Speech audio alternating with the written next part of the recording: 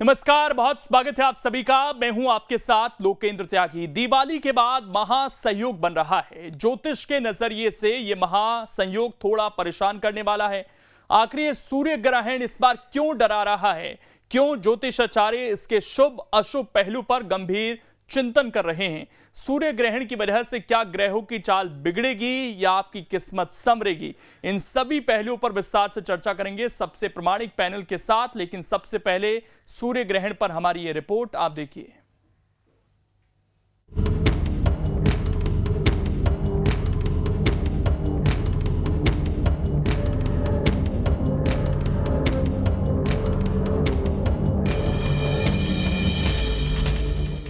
दिवाली बाद सूर्य ग्रहण से कैसा संयोग? सूर्य ग्रहण से क्या बदलेगी ग्रहों की चाल?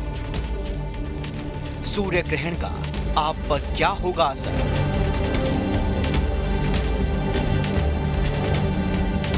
शुभ अशुभ पर धर्माचार्यों में मंथन। दिवाली बाद मंगल पर अमंगल।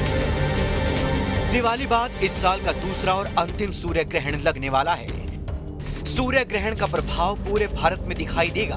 भारत में दिल्ली, लखनऊ, मथुरा, जयपुर, मुंबई, कोलकाता और चेन्नई में दिखेगा। ज्योतिषाचार्यों का मानना है कि दशहरे पर बारिश का होना अपने आप में एक अशुभ संकेत था। इसके बाद लगातार दो प्रमुख त्योहारों में 15 दिन के अंदर ही ग्रहण का लगना आने वाले किसी बड़े संकट का इशारा कर रहा है। ज्योतिष की माने तो इसका असर केवल भारत पर ही नहीं बल्कि पूरी दुनिया पर पड़ेगा। सूर्य ग्रहण यूरोप, मध्य पूर्व, अफ्रीका के उत्तर पूर्वी हिस्सों, पश्चिमी एशिया, उत्तर अटलांटिक महासागर और उत्तर हिंद महासागर के क्षेत्रों में दिखाई देगा। ऐसे में इन क्षेत्रों में कई देशों के बीच तनाव बढ़ने, युद्ध जैसे भी संकेत हैं, जिसके चलते दुनिया विश्व युद्ध की ओर बढ़ती हुई दिख सकती है। खगोलविदों के मुताबिक इस साल 15 दिन के अंतराल पर 2 बार ग्रहण लग रहा है।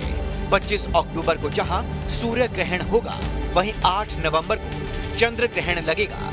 पौराणिक मान्यता के मुताबिक महाभारत युद्ध से पहले कार्तिक महीने में इसी तरह 2 ग्रहण पड़े थे, जिसके बाद भयंकर जंग हुई थी जिसमें दोनों ओर से लाखों सैनिक मारे गए थे।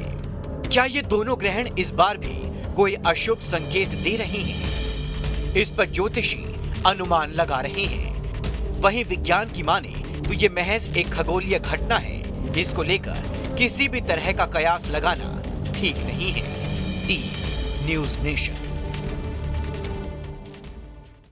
और भोपाल से हमारे सहयोगी जितेंद्र इस वक्त जुड़ गए हैं ज्यादा जानकारी के साथ। जितेंद्र, देखिए 2 पहलू हैं इसका, एक ज्योतिष का पहलू है, एक वैज्ञानिक पहलू है। लेकिन जब भी कोई इस तरह का ग्रहण लगता है तो हमने देखा है कि वैज्ञानिक पहलू के हिसाब से बहुत सारी तैयारियां की जाती हैं। लोग इस ग्रहण को देखना चाहते हैं। मध्य प्रदेश में इसके दिखने की बात भी कही जा रही है। तो किस तरह की तैयारियां वैज्ञानिक पहलू से हैं और ज्योतिष के पहलुओं से लोग कितने डरे हुए हैं इस ग्रहण को लेकर?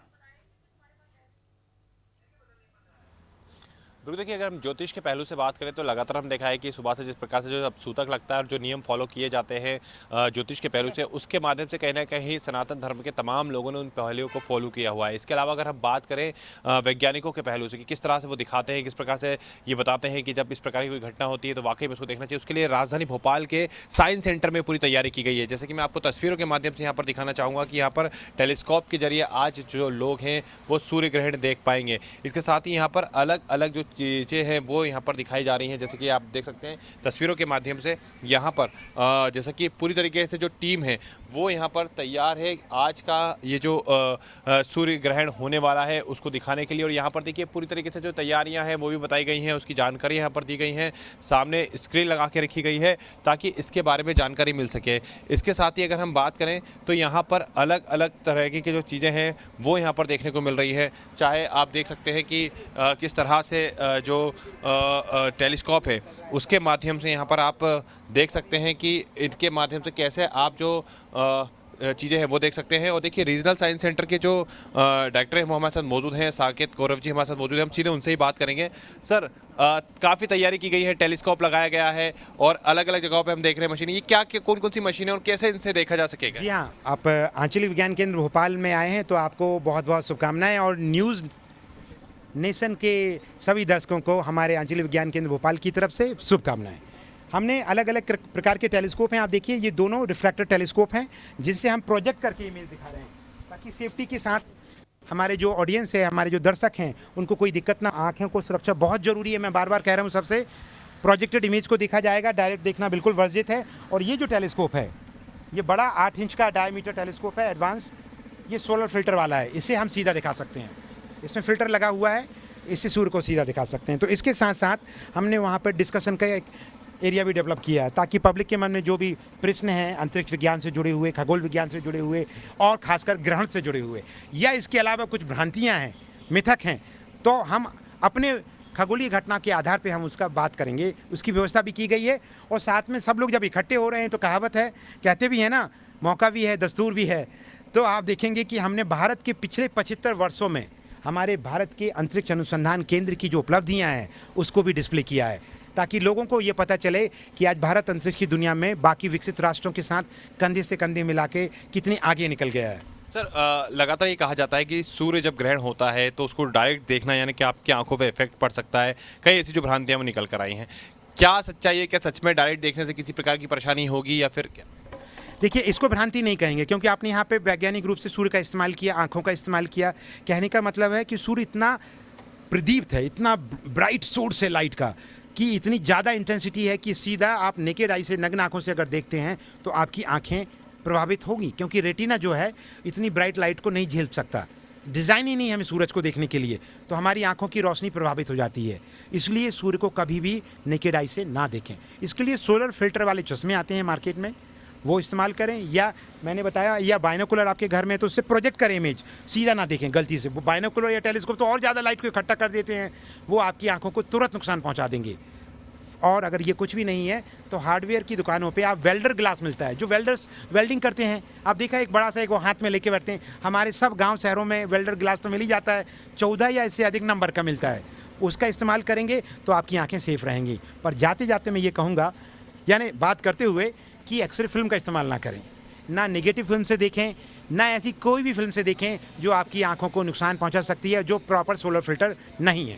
सर, अगर हम इसमें बात करें कि लगातार ये भी कहा जाता है, अगर हम वैज्ञानिक दृष्टि से आपने बताया, लेकिन कहीं ना कहीं जो धार्मिक दृष्टि होती है यानी कि ज्योतिषों की दृष्टि से, तो सूर्य ग्रहण को एक अलग तरीके से दर्शाया जाता है, उसको आप किस प्रकार? जी, आप आंचलिक विज्ञान केंद्र भोपाल के प्रांगण में हैं, रीजनल साइंस सेंटर। हम लोग साइंस एंड टेक्नोलॉजी की बातें कर रहे हैं। हमारी जो पूरी की पूरी वैज्ञानिक चेतना निर्माण की जो प्रक्रिया है, उससे हम विज्ञान, खगोलीय घटना और ये अद्भुत खगोलीय घटना, इसका आनंद लें। जो प्रश्न आप दूसरे क्षेत्र से पूछ रहे हैं उसके बारे में मैं कुछ नहीं कहना चाहूँगा, लेकिन जहाँ तक आंचलिक विज्ञान केंद्र का सवाल है, विज्ञान का सवाल है, आप आनंद लीजिए, ऐसा कुछ भी नहीं है। बिल्कुल। तो यहाँ पर जैसा कि बताया है कि यहाँ पर साकेत कौरव जी थे, जो कि आंचलिक विज्ञान केंद्र के यहाँ पर रीजनल सेंटर्स हैं, और यहाँ पर देख सकते हैं जैसे कि कई ऐसी चीज़ें हैं, कई ऐसी तैयारियां हैं जो आज इस साइंस सेंटर में यहाँ पर करके रखी गई हैं।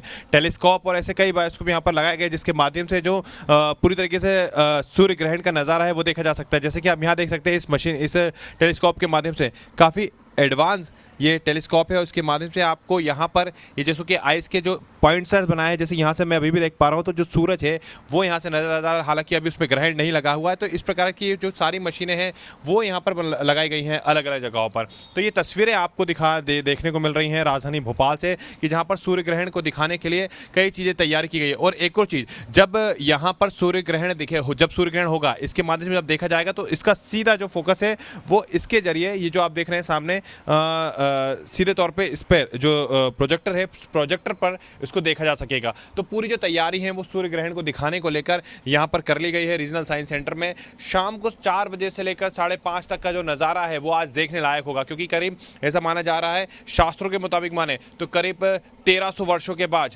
दो जो त्यौहार है उसके बीच में जो सूर्य ग्रहण है वो पड़ा है, और काफ़ी लंबे समय के बाद सूर्य ग्रहण एक बार फिर से देखने को मिल रहा है। तो जाहिर सी बात है कि लोगों के मन में भी इस बार सूर्य ग्रहण को देखने को लेकर उमंगे काफ़ी है। लेकिन जिस प्रकार से जो वैज्ञानिक है उन्होंने बताया कि आपको किन किन चीज़ों से सूर्य ग्रहण देखना है, कैसे आप सूर्य ग्रहण देख सकते हैं, डायरेक्ट अगर आप देखेंगे तो आपकी आंखों के रेटिना पर इसका इफेक्ट पड़ सकता है। बिल्कुल, ये सावधानी रखनी बहुत ज़रूरी है। जैसा कि हमारे सहयोगी बता रहे थे, उन्होंने वहाँ पर बातचीत भी की है और वैज्ञानिक तौर पर तो इसे कहा जा रहा है कि एक खगोलीय घटना है, इसका आनंद लीजिए। लेकिन ज्योतिष अपनी तरफ से बात रख रहे हैं और दोनों के अपने अपने तर्क इसमें रहते हैं। लेकिन इसके बावजूद भी जितेंद्र, क्योंकि त्यौहार थे, त्यौहार के बीच में ग्रहण आया है। आज हम देख रहे हैं कि कल जितनी रौनक थी, आज उतना ही सूनापन है, मंदिर बंद हैं ज़्यादातर जगहों पर। तो एक बड़ी घटना तो है। उसके बाद भी क्योंकि अभी त्यौहार बचे हुए हैं, कल त्यौहार है, उसके बीच में जब ये ग्रहण आया है तो लोगों के जहन में क्या ज्योतिष के द्वारा जो बताई गई हैं चीज़ें, उससे एक डर पैदा हुआ है? क्योंकि ये कहा जा रहा है कि युद्ध हो सकता है। महाभारत के टाइम पर इस तरह के ही कुछ सहयोग बने थे और उसके बाद जो तस्वीरें हमने देखी, वैज्ञानिक इसे समझाने में क्या कामयाब हो पा रहे हैं कि ये भाई खगोलीय घटना है, इसको डरिए मत, इसका आनंद लीजिए? क्योंकि एक बड़ा द्वंद्व रहता है लोगों के अंदर भी। बिल्कुल, देखिए अभी हमने जब वैज्ञानिक जो यहाँ के साकेत कौरव जी उनसे बात करी थी, उनसे पूछने का प्रयास किया था, लेकिन उन्होंने साफ कर दिया था कि वो आंचलिक विज्ञान केंद्र के हैं और वो जो सिर्फ साइंस और टेक्नोलॉजी की जो बातें हैं वही करना चाहते हैं। हाँ, अगर हम इसको अगर दूसरी दृष्टि से देखें, अगर इसको धार्मिक दृष्टि से देखें या ज्योतिषों की दृष्टि से देखें, तो वाकई में कई बार इस प्रकार के जो संयोग है वो बनते हुए आए हैं। इसके पूर्व में भी देखा है कि किस प्रकार से जब इस प्रकार के संयोग बने थे तो उस दौरान उस समय जो घटनाएं इन संयोगों के बनने से हुई है, तब से उसको ऐसा माना जाता है कि अगर इस प्रकार से सूर्य और चंद्रमा एक साथ आपस में ग्रहण के साथ आते हैं या फिर उन पर ग्रहण लगता है तो कहीं ना कहीं ये जो नाराजगी है वो होती है। तो ऐसे में जो युद्ध की बात है वो भी निकल कर आ रही है। जैसे कि अभी हम देख रहे हैं कि विश्व युद्ध को लेकर लगातार चर्चा चल रही है अलग अलग देशों के साथ। जिस प्रकार से हम देख रहे हैं कि अलग अलग देशों में अभी भी जो युद्ध है वो लगातार चल रहा है। यूक्रेन और रूस का जो युद्ध है वो लगातार अभी भी चल रहा है। अलग अलग जगहों पर जो युद्ध के लिए आमने सामने दोनों देश तैयार हैं। तो ऐसे में कहीं ना कहीं जो ज्योतिष की दृष्टि है वो इन तमाम, क्योंकि देखिए ज्योतिष जब ज्योतिष शास्त्र की तैयारी करते हैं तो ऐसे में वो तमाम चीज़ों पर फोकस करते हैं। खासतौर पर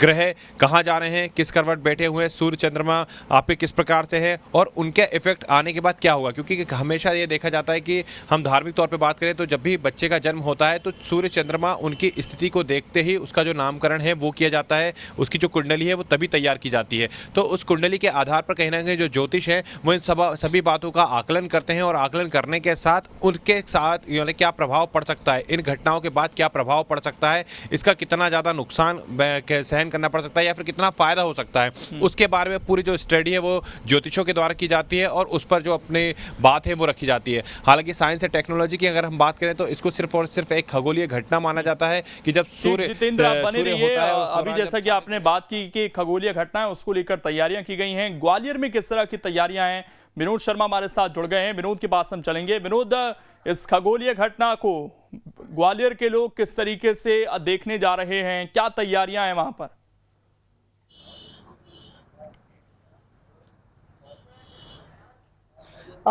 देखिए, सबसे पहले तो ये जो पूरा सूर्य ग्रहण का आज का समय है वो ज्यादातर ऐसे समय होने जा रहा है जब सूर्यास्त का समय होता है। तो मुझे लगता नहीं है कि ज्यादा लोगों को या ज्यादा स्थानों पर इसको लोग देख सकें, लेकिन वैज्ञानिक अपनी अपने शोध में जरूर जुटे हुए हैं। चाहे ग्वालियर का साइंस कॉलेज हो या यूनिवर्सिटी हो, ये पूरा गौर रख रहे हैं उस पर। तमाम ऐसी जगह हैं जहां इसके प्रभाव और दुष्प्रभाव को लेकर ज्योतिष भी अपनी अपनी गणना कर रहे हैं, क्योंकि ये अपने आप में एक अद्भुत संयोग हो रहा है जब दिवाली के अगले दिन सूर्य ग्रहण लोगों को देखने को मिल रहा है। इससे न केवल धर्म और पर्व प्रभावित हो गए हैं, बल्कि तमाम ऐसी राशियां हैं जिनके प्रभावित और अप्रभावित होने की भी गणना ज्योतिषियों ने की है। कहीं ना कहीं देखिए, विज्ञान के लिए अपने आप में एक अद्भुत संयोग होता है जब भी सूर्य ग्रहण होता है। और आज भी वैज्ञानिकों ने कहीं ना कहीं सूर्य ग्रहण को लेके अपने तमाम सारे शोधों को इसमें जोड़ने की कोशिश की है।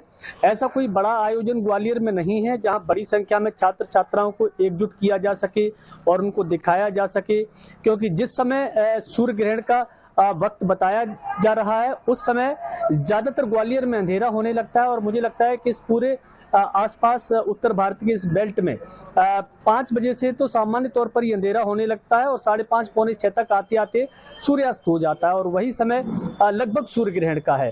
तो ऐसे में इसका ज्यादा प्रभाव लोगों को देखने को नहीं मिलेगा ग्वालियर में खासकर, लेकिन गणना जरूर होगी और इस गणना के क्या परिणाम निकलते हैं आने वाले समय में, किस राशि पे कितना प्रभाव डालेगा, ये तो ज्योतिषी पहले ही बता चुके हैं।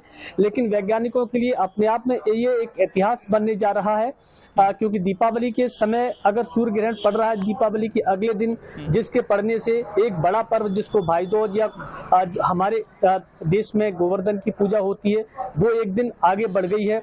तो कहीं ना कहीं इसका प्रभाव जरूर लोगों की समझ में आ रहा है। साथ ही लोगों को ग्रहण के समय हमने देखा है कि स्नान भी लोग करने के लिए जाते हैं, तो उसको लेकर किस तरह का माहौल दिख रहा है? स्नान को लेकर कितनी उत्सुकता है लोगों के अंदर?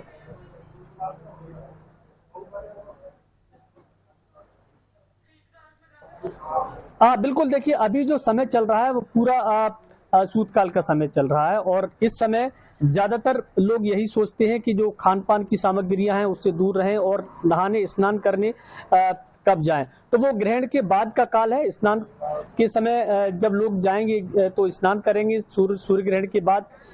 वो उसके लिए ग्वालियर में कोई ऐसा बड़ा नदी नहीं है। यहाँ एक बड़ा डैम है जिसको तिगरा बांध कहते हैं, लेकिन ग्वालियर से दूर अगर बात करते हैं तो छोटे छोटे जो नदी तालाब है, चाहे वो बैसली नदी हो या कुआरी नदी हो जो मुरैना जिले में पड़ती है, बैसली नदी गोहद में पड़ती है, वहाँ कुछ लोग स्नान करने जा सकते हैं। अभी इस तरह की भी कोई ऐसी तैयारी नहीं है, क्योंकि अभी तक जितने भी सूर्य ग्रहण हुए उनकी अच्छी तस्वीरें स्नान की बड़े बड़े स्थानों से देखने को मिलती है, चाहे हरिद्वार हो या कुरुक्षेत्र हो या दूसरे बनारस काशी से भी इस तरह की तस्वीरें आती हैं। तो ग्वालियर की अगर बात करते हैं, यहाँ वैज्ञानिक नजरिए से जरूर लोग जो वैज्ञानिक हैं वो इसको समझने की कोशिश कर रहे हैं, लेकिन तैयारियों के तौर पर कोई बड़ा यहाँ पर प्रोग्राम या बड़ा इवेंट आयोजित नहीं किया गया है। दे रहे थे ग्वालियर को लेकर। जितेंद्र के पास एक बार फिर से हम चलेंगे। जितेंद्र, साइंस के हिसाब से बहुत अहम हो जाता है और ऐसे में जिस तरह की तैयारियां आपने दिखाई, क्या लोगों के पहुंचने की परमिशन भी यहां पर है? छात्रों को स्पेशल बुलाया गया है, जो समय है 4 बजे से 5:30 बजे के आसपास का, कितने लोग यहां पर मौजूद रह सकते हैं, उसको लेकर क्या तैयारियां हैं? और स्क्रीन आपने दिखाई थी तो वहां पर कैसे वो इस ग्रहण को देख सकते हैं? बिल्कुल, देखिए अगर हम राजधानी भोपाल की बात करें तो भोपाल में यहाँ पर अलग अलग जगहों पे कार्यक्रम हो रहे हैं। सबसे मुख्य जो कार्यक्रम है वो रीजनल साइंस सेंटर में हो रहा है, जहाँ पर मैंने आपको दिखाई तस्वीरें कि किस प्रकार से टेलीस्कोप हैं वो लगाए गए हैं, जिनके माध्यम से लोग आके देख सकते हो। यहाँ पर सभी लोगों को आमंत्रित किया गया है, यानी कि ऐसा नहीं कि किसी को शुल्क देकर यहाँ पर आना पड़ेगा। कोई भी व्यक्ति जो इच्छुक हो, सूर्य ग्रहण को जो देखना चाहता हो, वो यहाँ पर आ सकता है और यहाँ पर आने के बाद वो सूर्य ग्रहण को यहाँ पर देख सकता है। इसके अलावा अगर हम बात करें तो भोपाल के ही BHL मैदान में भी एक संस्था के द्वारा एक आयोजन किया गया है, जिसमें कई लोगों को बुलाया गया है जो वहाँ पर ही पहुँचकर जो सूर्य ग्रहण है उसको देख सकते हैं। उसके लिए कई ज़्यादा जो चीज़ें हैं वो लगाई गई हैं। खास साफ तौर पर अगर हम बात करें टेलीस्कोप के अलावा जो अलग अलग चीज़ें हैं जिनके माध्यम से सूर्य ग्रहण देखा जा सकता है वो वहाँ पर लगाई गई हैं। और इसके अलावा अलग अलग जगहों पर जो तैयारियाँ हैं वो की गई हैं। तो देखिए भोपाल में तो काफ़ी ज़्यादा उत्साहित हैं लोग इस ग्रहण को देखने के लिए, और भोपाल में कई ज़्यादा तैयारियाँ भी की गई हैं।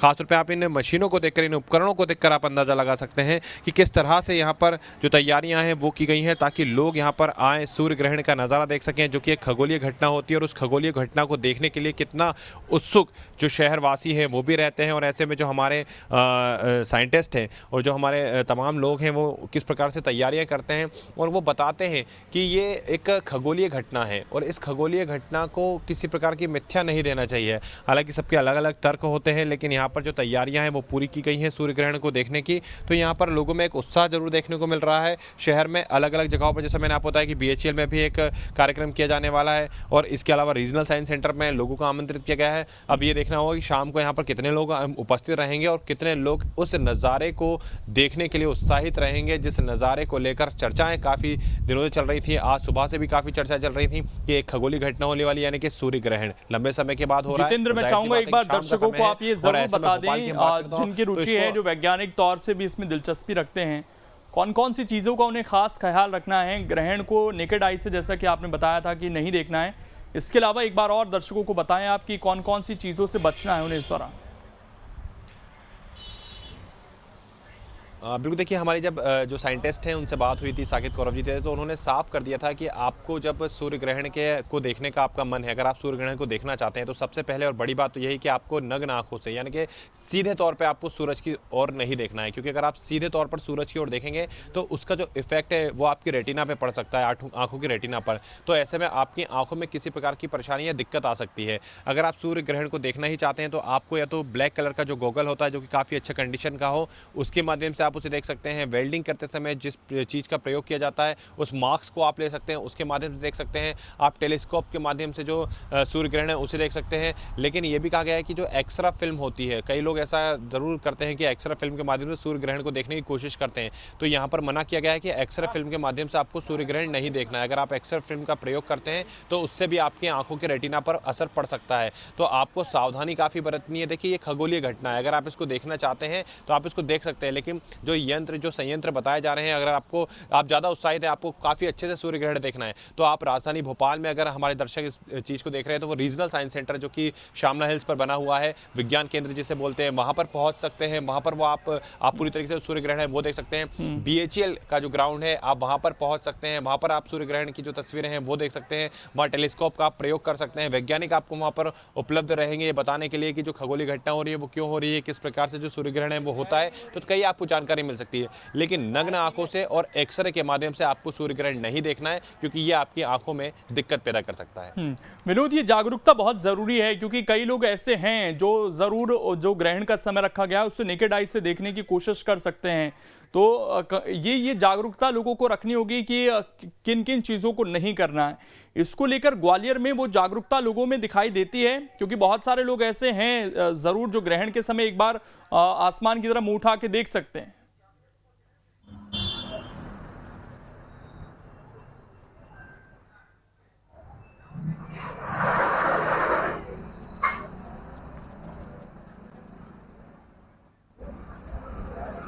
विनोद, आवाज पहुंच पा रही है आप तक?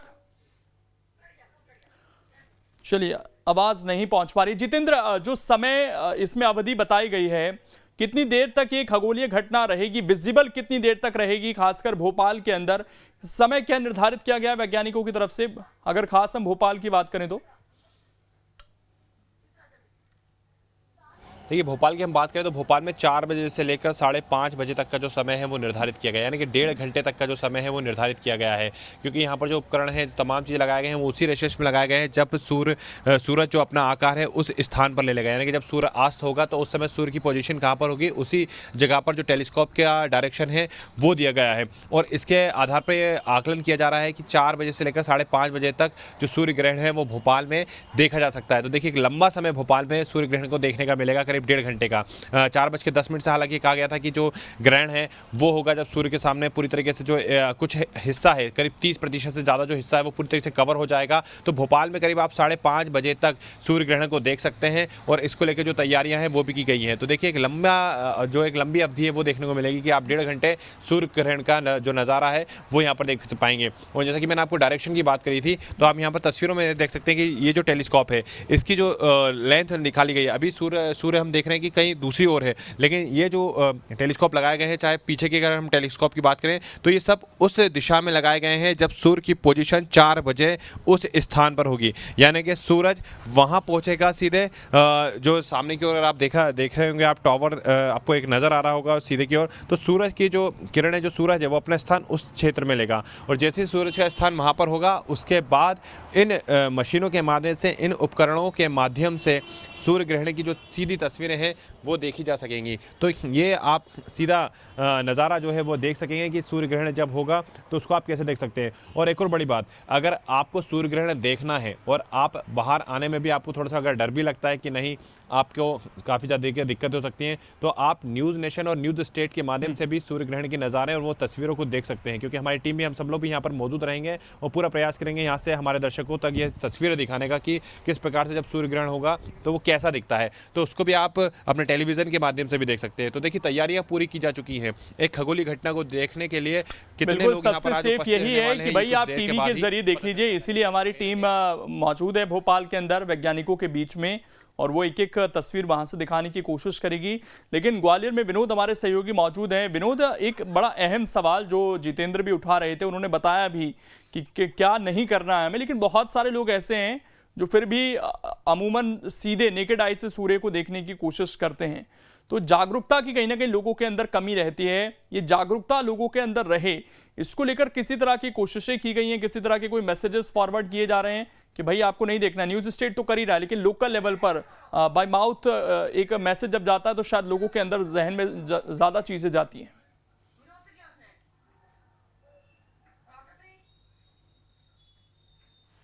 देखिए, मुझे लगता है कि अब शायद ही कोई ऐसा व्यक्ति हो जो इस बात को न सच समझे कि सूर्य ग्रहण उन्हें कैसे देखना है। ज्यादातर लोग जानते हैं, हर घर में कोई ना कोई बड़ा घर में होता है जो ये बताता है कि सूर्य ग्रहण देखना है कि नहीं देखना है, और अगर देखना है तो कैसे देखना है।